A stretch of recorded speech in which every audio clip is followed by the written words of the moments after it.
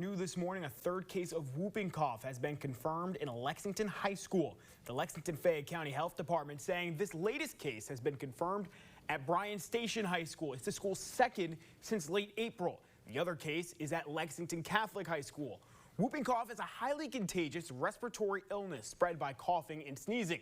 Early symptoms are similar to that of the common cold, but after a week or two, the cough will get worse and could cause a gasping for air, which creates a whooping sound.